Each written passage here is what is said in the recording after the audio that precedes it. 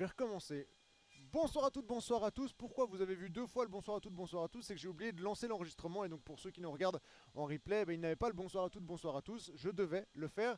Voilà pourquoi vous avez eu un doublon. Bref, bienvenue dans ce quatrième tiers après la victoire du Genève Servette 3-1 face aux Langnau Tigers. Un match de reprise, une victoire en reprise pour le Genève Servette. Nico, quel bilan on tire un peu de cette partie? C'est qu'on s'est beaucoup emmerdé quand même. Non.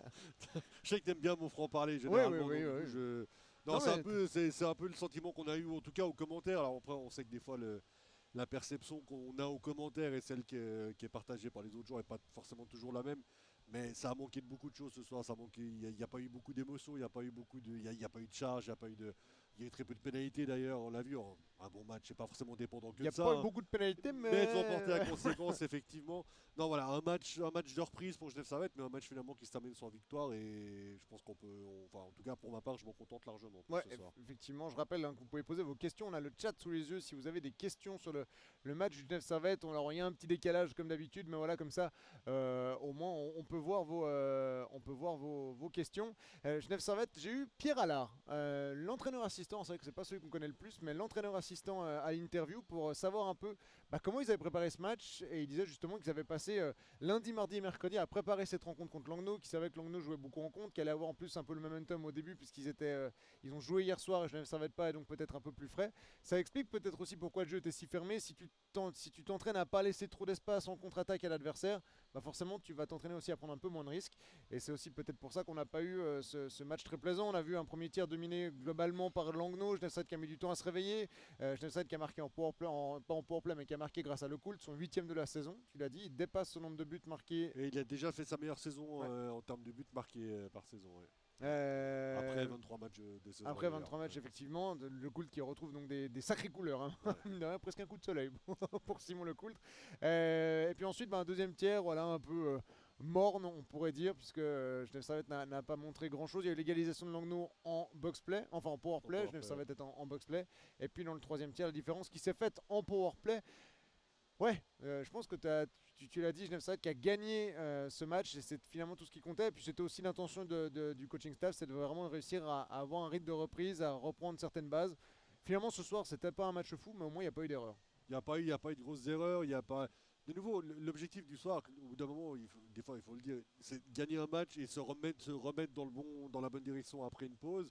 On sait que c'est jamais évident, ces retours de pause, il y a des fois voilà, un petit contre-coup, peu importe. La Genève Servette a fait le nécessaire, a fait les 3 points au Vernet, remet dans une bonne dynamique avant d'aller à Porrentruy samedi. Je pense que l'essentiel est là. On n'a pas. Honnêtement, je sais pas toi, mais j'ai de la peine sur le match de soir à mettre un joueur en avant ou un hors trait. Alors, sur ceux hors trait, j'ai peut-être une idée, mais sur ceux à mettre en avant, à part les habituels, on va dire, mais j'ai pas l'impression qu'il y en ait un qui est vraiment dépassé par rapport aux autres. C'est vrai qu'on peut peut-être un peu spoiler, alors, on n'en a pas vraiment discuté, mais pour les bières, il n'y aura rien d'exceptionnel à mon avis, parce que tu l'as dit, c'est toujours les mêmes joueurs qu'on va mettre en avant. Il y a Stéphane Charlin qui prend qu'un but ce soir. De nouveau, il n'a pas de gros arrêts à faire, mais il les fait. Il y a Poulilervi, Maninon qui ont beaucoup tenté. Toi, tu as même dit que s'ils se rataient, c'est juste qu'ils ne se comprenaient pas, mais tout était prévu. Non, c'est pas possible qu'ils se comprennent pas. C'est juste que ils se comprennent toujours. Non, mais c'est vrai qu'il y a une complémentarité entre les deux. On rappelle, ce soir, ils étaient amputés sur cette ligne de Marcus Granlund qui est blessé. Mais voilà, on les a beaucoup vus, mais c'est vrai qu'il y a beaucoup de joueurs qu'on a finalement très peu vus.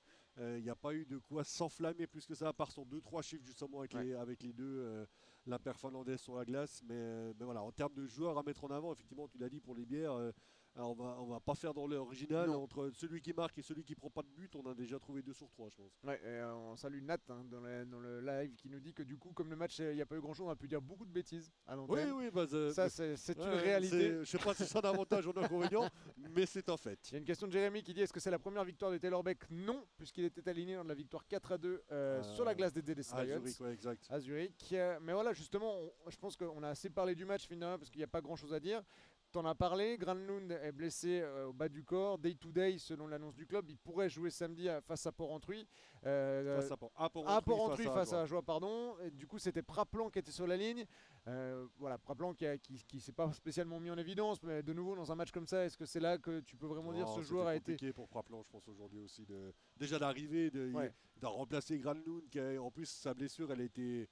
on l'a apprise aujourd'hui. Alors peut-être que les joueurs l'ont su hier, mais enfin c'est pas comme s'ils avaient pu se préparer pendant 10 jours. Parce qu'il non s'est plus. blessé mercredi matin, je crois. Voilà, donc il y a eu très peu finalement comment dire, de temps d'adaptation pour Vincent Praplan.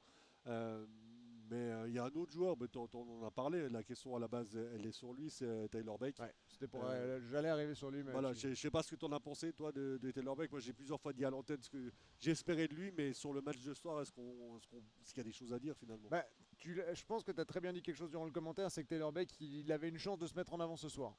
On va retenir que c'est lui qui a obtenu la pénalité qui amène le but Ouais. de Visi sur une Au super. moins ça, ouais, au moins ça va mettre Mais un après, c'est son vrai actif, qu'il a pris effectivement. une pénalité un peu bête où on sait, hein, on a vu que le repli défensif de Beck, c'était pas forcément le Beck check. Le Beck check. Le Beck check. Le repli défensif de Taylor Beck n'était pas forcément ce qui est son fort. Bah, c'est sur cette action-là qu'il prend une 2 minutes. Il a tenté beaucoup. Tu as dit quelque chose d'assez juste aussi, c'est qu'on attend quelque chose J'ai de dit jour. beaucoup de choses. Mais oui, juste, en mais fait. C'est t'as- fou. non, t'as dit beaucoup de choses de sensé. Ah, c'est ça. C'est le petit T'en es détail en bien, plus. t'en es bien. Non, mais je veux dire, Beck, il a un patinage qui est un peu atypique. Il tente des choses qu'on voit pas. On l'avait déjà vu lorsqu'il a été aligné, plus tôt cette saison.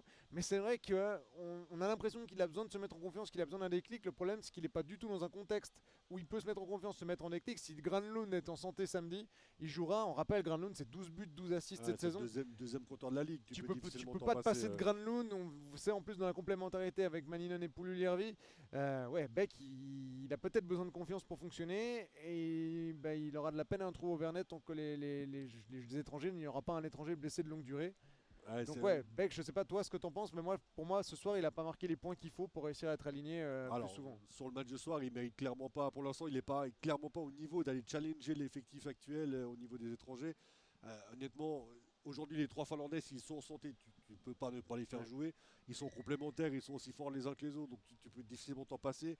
Jamie Visi, alors c'est un autre style de joueur, mais il est tellement important aussi. Il fait un boulot dans l'ombre qu'on voit pas forcément, justement, d'où le boulot de l'ombre, sinon il serait plus mis en lumière. Mais c'est lui qui marque quand même ce soir, Jamie Ouais. Visi, même s'il fait pas un match forcément exceptionnel, mais c'est lui qui marque. Il a fait de l'idée à 18 points. Pour moi, il est quasiment inamovible dans cette équipe-là. Les deux défenseurs étrangers, honnêtement, pour l'instant, Sarri-Hervi monte en puissance, Ruta fait du Ruta. Je vois pas trop. Ce qui est une bonne chose. Ce qui est une très bonne chose. Parce que des fois on a dit Je que vois- Morer fait du Morer, c'était moins positif. C'était moins positif que Ruta fait du Ruta. Honnêtement, l'effectif aujourd'hui, il fonctionne. L'équipe Ouais. est bien au classement, elle est bien dans son jeu, elle est de mieux en mieux.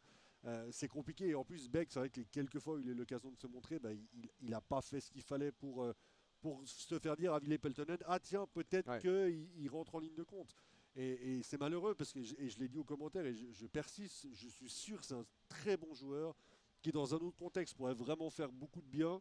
Peut-être qu'il en fera plus, il en fera pour la suite de la saison. On ne sait pas de quoi l'avenir sera fait. Mais pour l'instant, je reste sur ma faim et je trouve vraiment dommage parce qu'à mon avis, il y a un vrai potentiel chez ce joueur. Et on va saluer Christophe Moser qui nous dit bec à vous. Bec à Voilà. vous. Ah, bah, Ouais, bec, gros bec. avec un petit cœur. Gros bec. Mais voilà, ouais, c'est vrai que Beck, ça va être un peu l'énigme. On verra samedi. Peut-être que samedi, il aura l'occasion de faire 2 matchs de suite, ce qu'il n'a pas encore fait. Il y a plein d'interrogations sur Taylor Beck. Voilà, maintenant. On va dire que l'avantage dans cette situation, c'est que si samedi Granlund n'est pas à 100% de ses capacités, tu peux t'en passer. C'est ça.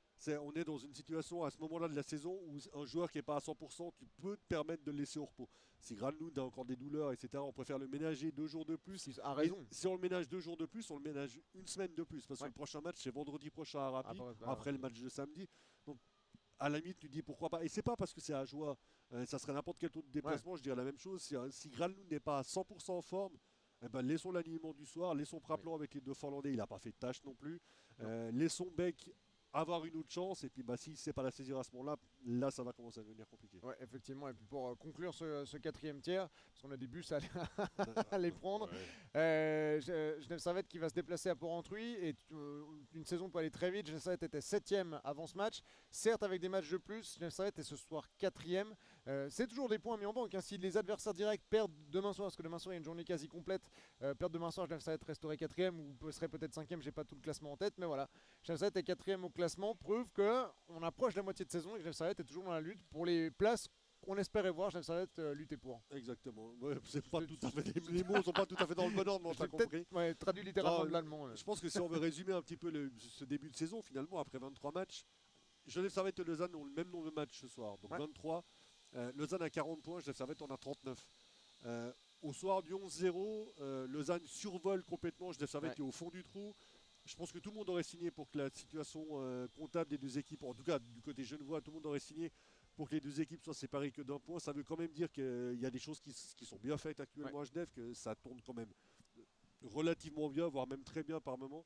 Et maintenant, de nouveau, sans manquer de respect, on le dit régulièrement, on insiste là-dessus. C'est pas parce que c'est à joie qu'on le dit, mais une équipe comme Genève Servette qui est ambitieuse, qui veut aller de l'avant, qui veut s'installer durablement dans le top 6, voire dans le top 4 du championnat, doit aller gagner à Porrentruy samedi. Ce à-joie-là de cette saison qui est au-dessous de tout quasiment, qui est presque en crise. Il faut aller enfoncer le clou là-bas et c'est l'occasion d'enchaîner sur une victoire à l'extérieur avant un week-end prochain qui sera d'un tout autre acabit, mais ça on aura le temps d'en reparler.